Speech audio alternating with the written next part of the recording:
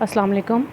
Constitution کی properties دیکھنے کے بعد یا سمجھنے کے بعد جیسے میں نے آپ کو ڈیٹیل سمجھائی تھی، اور میں امید کرتی ہوں کہ اس بریف سے لیکچرز میں بھی آپ کو بات سمجھ میں آ گئی ہوگی۔ چند سوال ذہن میں ضرور ہوں گے، تو انشاءاللہ جیسے ہی کالجز سٹارٹ ہوتے ہیں تو ہم اس کو دوبارہ سے ریوائز کر لیں گے۔ اب ہمارے پاس جو ویسے تو کنٹینیوٹی کے ساتھ پڑھانا چاہیے، لیکن آڈیو کی صورتحال دیکھتے ہوئے آپ کی سمجھ میں بات آ جائے، اس لیے چیپٹر نمبر 7 یعنی کہ پارلیمنٹ کا جو چیپٹر ہے، برٹن پارلیمنٹ، اس کو پہلے دیکھ لیتے ہیں، کیونکہ میں نے آپ کو بتایا کہ Britain constitution based on democracy, modern democracy after Athenian fall.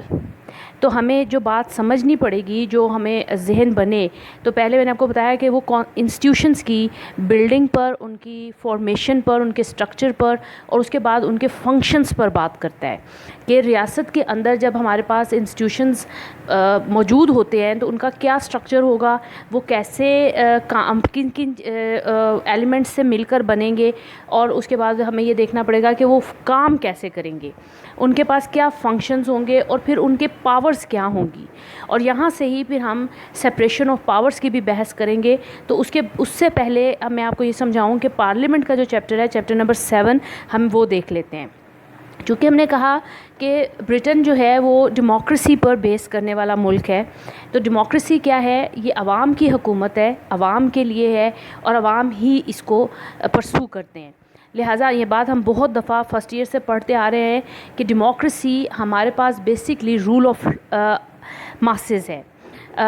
Demos کی بات کریں گے، ماسز کی بات کریں گے، عوام کی بات کریں گے، یعنی کہ عوام اپنے لیے ایک ایسا سیاسی نظام مرتب کرتی ہے جس سے وہ اپنے مسائل کا حل تلاش کرنے کی کوشش کرتی ہے، اپنے زیادہ سے زیادہ فیسلٹیز گین کرنے کی کوشش کرتی ہے۔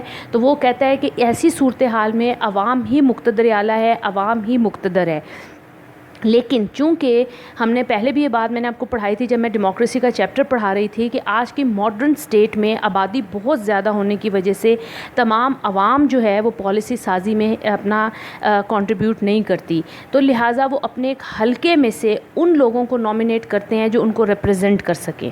لہٰذا وہاں وہ جس جگہ پر جاتے ہیں، بیٹھتے ہیں، اس بلڈنگ کو، اس انسٹیٹیوشن کو ہم پارلیمنٹ کال کرتے ہیں۔ پچھلے لیکچرز میں بھی میں نے آپ کو بتایا کہ parliament is equal to legislature. ہم جب اس کو ٹرم لیجسلیچر بولتے ہیں تو ہمارے سے وہی مراد ہے۔ یہاں پر ہم لیجسلیچر کو ایک پراپر نام دیں گے، دیٹ از پارلیمنٹ، اور برٹن میں پورا نام دیا گیا کنگ ان پارلیمنٹ، ٹھیک ہے؟ کیونکہ میں نے آپ کو بتایا ان کے فیچرز تھوڑے سے ڈفرینٹ ہیں، مختلف ہیں۔ انہوں نے اپنے سیاسی نظام کو دوسری قوموں سے الگ رکھ کر مرتب دیا ہے، اور وہ اسے ٹریڈیشنز کے اوپر چلا رہے ہیں، اس لیے ان کا ہاں نام بھی کنگ ان پارلیمنٹ ہے۔ لیکن جیسے کہ ہم پہلے جان چکے ہیں کہ اس کے بعد میں آپ کو مونارکی کا چیپٹر پڑھاؤں گی۔ سب سے پہلے وہ کہتا ہے کہ سپرمیسی آف پارلیمنٹ پر وہ بات کرے گا کہ برطانیہ میں پارلیمنٹ کو مقتدر اعلیٰ تسلیم کیا گیا ہے، اور اسے برطانوی نظام میں مرکزی حیثیت حاصل ہے۔ یہی وجہ ہے کہ برطانوی نظام کو پارلیمانی کہا جاتا ہے۔ بادشاہ کے خلاف جدوجہد کر کے پارلیمنٹ نے 18ویں صدی میں ہی اپنی قوت کو منوا لیا تھا۔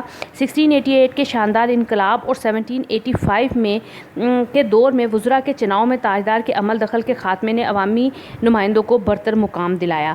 وہ کہتے ہیں کہ the powers and jurisdiction of parliament is so transcendent and absolute that it can't be confined either for persons or causes with any bounds۔ یہ سر ایڈورڈ کاک اس نے کوٹ کی، پھر سے یہاں کہا کہ برطانوی پارلیمنٹ کو دستور میں ترمیم کرنے کے مکمل اختیارات ہیں۔ یہ بیک وقت دستور ساز اسمبلی بھی ہے اور قانون ساز اسمبلی بھی۔ پھر اس نے ایک اور کوٹ لکھی کہ ڈیفینیشن لکھی، parliament can do everything but make woman a man and man a woman, یعنی کہ وہ اتنی زیادہ اختیارات کی مالک ہے، مقتدر اعلیٰ ہے، اتنا کچھ کر سکتی ہے، تمام تر اختیارات کی استعمال کر سکتی ہے، صرف ایک عورت کو مرد اور مرد کو عورت نہیں بنا سکتی۔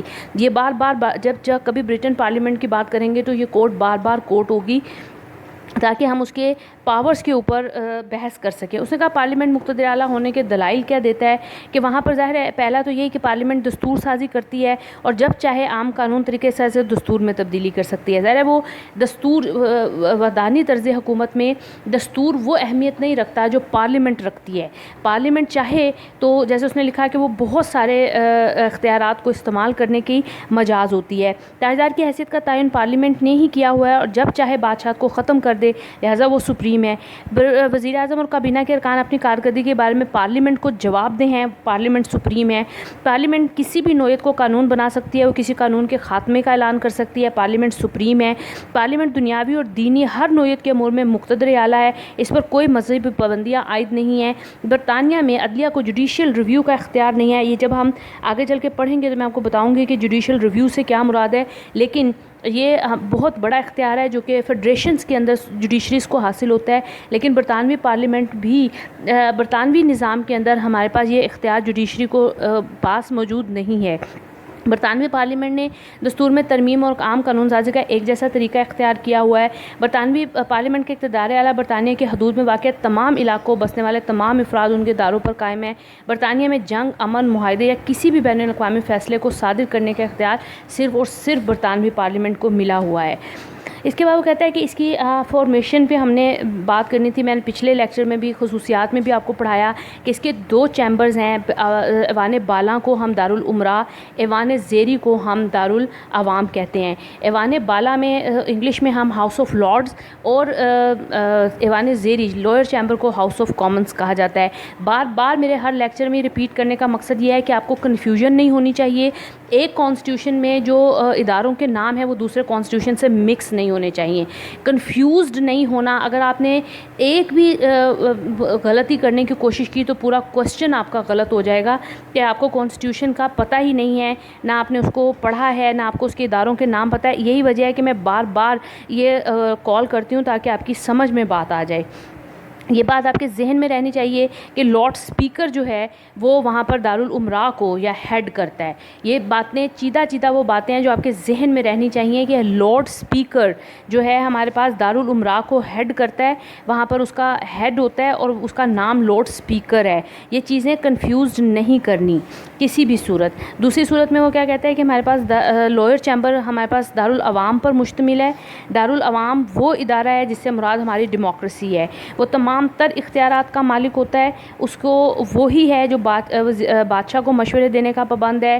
وہی پارلیمنٹ کے سامنے بھی پارلیمنٹ کال کی جاتی ہے, یعنی کہ لوئر چیمبر سے ہی مراد ہماری, کیونکہ وہی ایک طرح سے مقتدر اعلیٰ ہے. باقی تو وہ ہاؤس آف لارڈز بھی اپنی حیثیت کھو چکا ہے, وہ بھی قانون سازی کے اندر مجاز نہیں ہے, وہ بھی عوام کے ٹیکسز لاگو پر نہیں ہے, ان کے مالیاتی معاملات میں بھی وہ انوالوڈ نہیں ہے, وہ کسی قانون کو زیادہ دیر تک ویٹو کرنے کا مجاز نہیں ہے. تو لہٰذا ہمارے پاس جب ہم پارلیمنٹ سے مراد لے رہے ہیں تو ہماری مراد دارالعوام ہی ہے. دارالعوام کو ہیڈ کرنے کون کرتا ہے؟ اسپیکر کرتا ہے. یہ دونوں باتیں آپ کے ذہن میں رہنی چاہیے کہ ہاؤس آف لارڈز کو ہیڈ کون کرتا ہے؟ لارڈ اسپیکر کرتا ہے. اور ہمارے پاس دارالعوام ہاؤس آف کامنز کو ہیڈ کون کرتا ہے؟ اسپیکر کرتا ہے. ٹھیک ہے. اور اب آپ نے کوشش کریں کہ آپ اس کی پاورز کو ایک دفعہ خود ریڈ آؤٹ کریں, پھر نہیں تو نیکسٹ لیکچر میں آپ کو سمجھاتی ہوں.